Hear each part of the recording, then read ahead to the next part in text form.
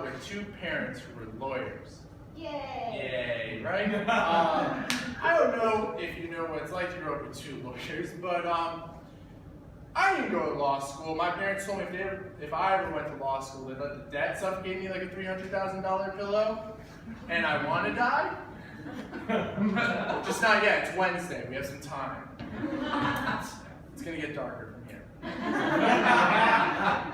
I don't know how great they were as lawyers, to be honest. They couldn't afford a babysitter to take care of me when I day off from school, so they just take me to drug court.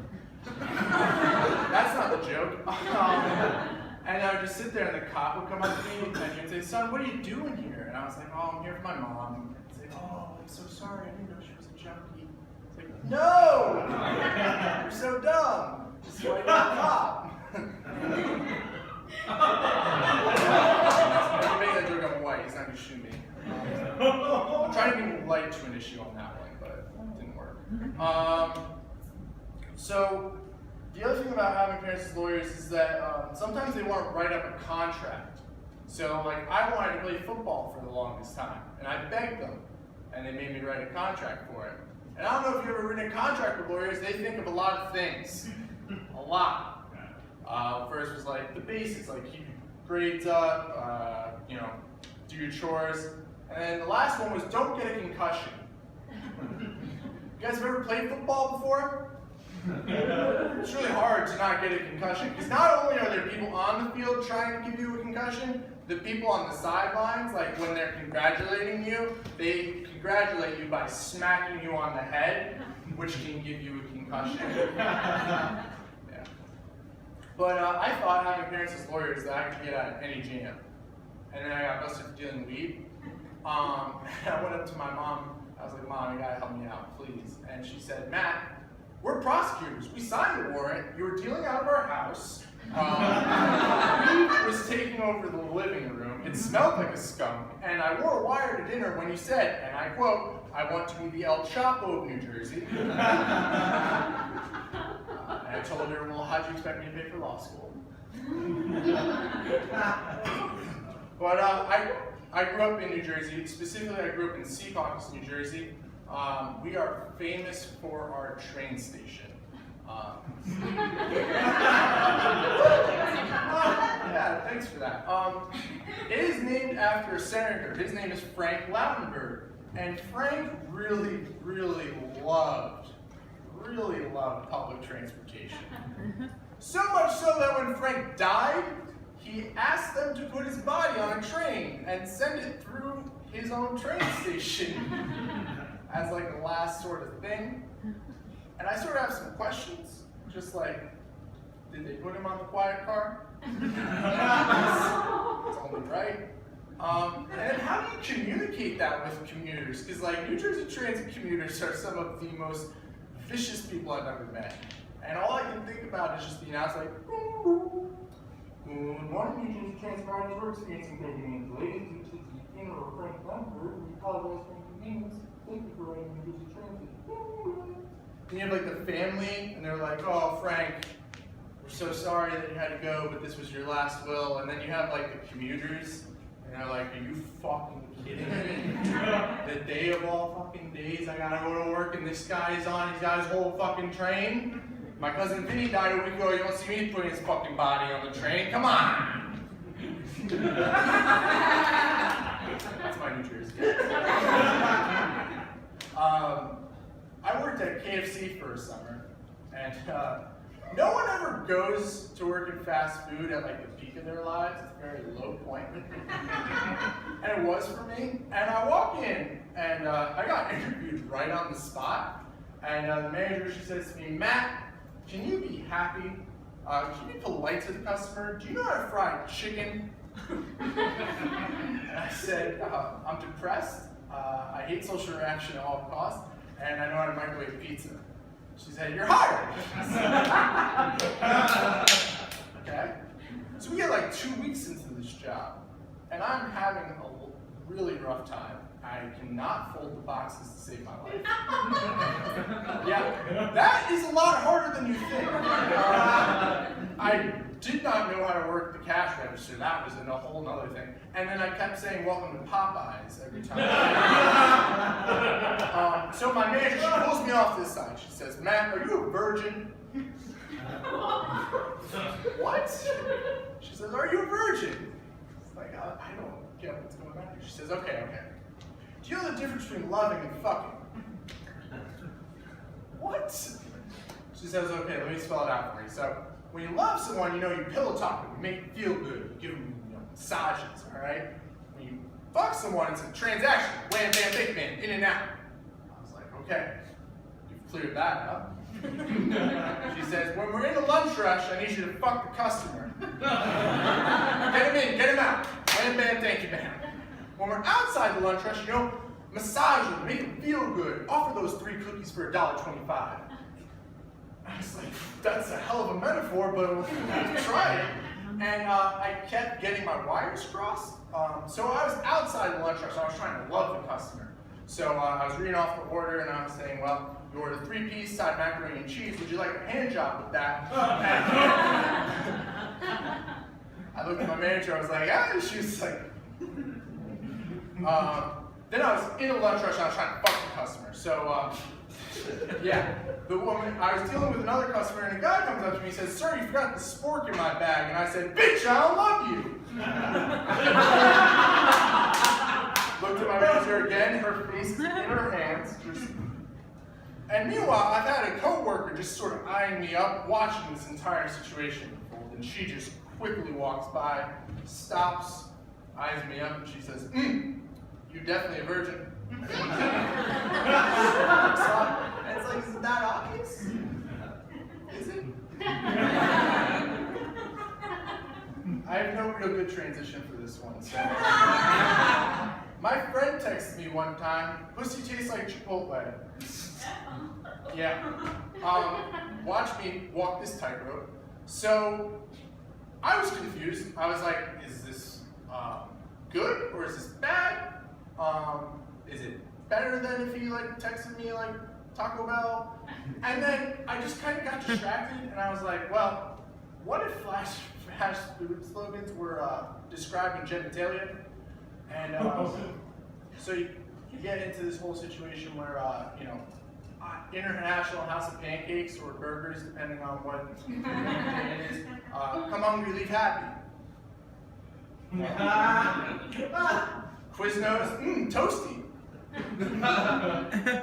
getting there? No? What was it? Oh yeah, Taco Bell. Live Moss. Do you really want to live Moss? We're gonna bail on this one. Have you guys ever had that thing happen where your grandma dies and then 2 days later your girlfriend dumps you over FaceTime? I'm not looking for sympathy on that one. That's a genuine question. Because it happened to me. And my dumbass thought that would be a great idea to make a stand-up bit out of it. And my therapist didn't think that was a good idea. She told me to stop doing my material during our sessions. She said it's a waste of both of our times. Really encouraging. And so I'm trying to get back into the online dating. You can tell it's going really well. I tried out Bumble, where for the guy, the woman is supposed to message you first if you match. Or in my case, they don't message you at all. So, I created my own app. It's called Match. M-A-T-T-C-H. I'm the only option. So if you swipe left, still me. Swipe left, still me. Swipe right, congratulations, you matched with me. Oh. And my profile just matches whatever your profile is. So if you like rowing, I'll row all day. I can do that, that's fine. When you like going to read, I'm an engineer, I don't have to read, that's not a thing.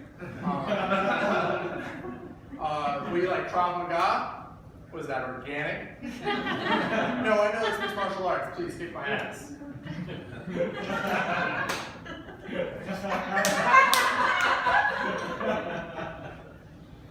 I'm a weird guy, alright? But going back to Bumble, they don't really give you last names in Bumble. So for me, I needed, because there's a lot of Katie's and Sarah's in the greater DC metro area, need sort of filing system. And my friends, they told me, well, I'm only on Bumble when I'm drunk. And I only use Bumble when I'm on the toilet. So I know what's going on in the bathroom at the time, sort of associate with that person. That's their last name. So I was in a bathroom in Trenton, New Jersey. Do you guys know where Trenton, New Jersey is? Wow, you're cool. But I walk in and the urinal cake was yellow in the urinal. And you would think you would know what flavor that is. And it's not lemon, it's banana. I know what you guys are caught up on. Because I just said flavor. And you guys are probably thinking, wow, did she eat a urinal cake? No, I just sort of had this thing as a kid where everything was a flavor, and none of my teachers ever corrected me because, I don't know. And now I'm an adult and I say flavor for everything. But the point that I'm trying to make is someone ate a banana Laffy Taffy, decided that would be a good urinal cake flavor, and that person has too much power in this world.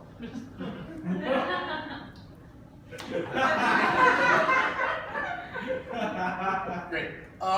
So I did end up matching with someone, and I had a conversation with her, and I went with sort of the Marilyn Manson approach, which is your first impression is going to be your worst impression. So this woman, she asked me, what's your favorite color? It's a real softball. I said, black, like the color of my heart.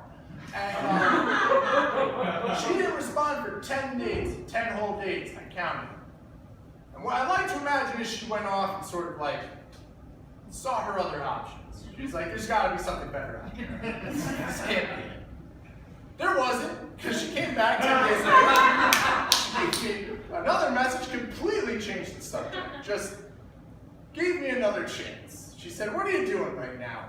And this was a true statement. I told her, I'm laying in bed, staring at the ceiling, thinking about death. And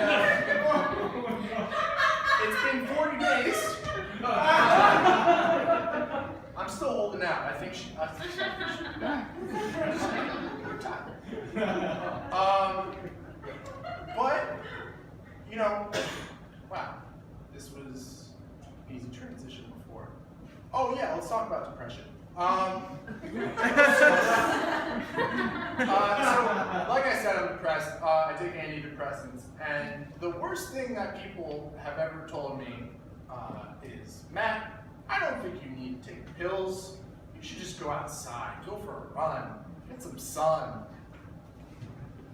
No. I've wanted to kill myself more times running than I have on my antidepressants.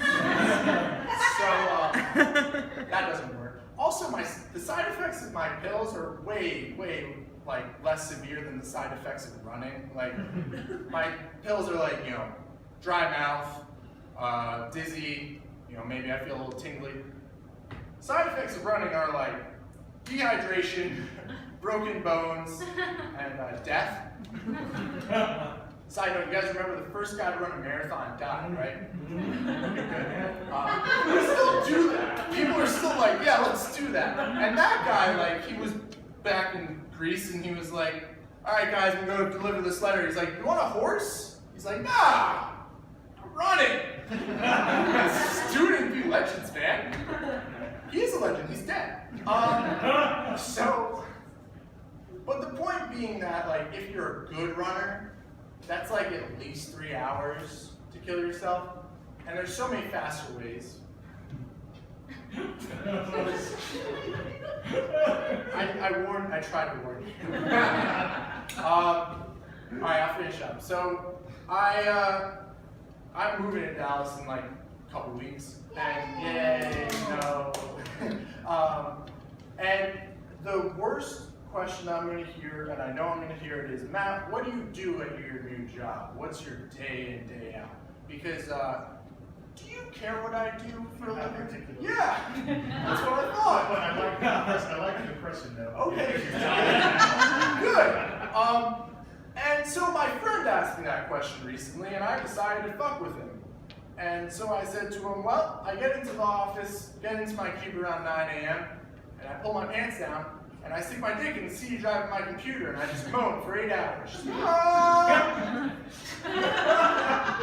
5 p.m. rolls around, pull my pants up, head out. He totally bought it.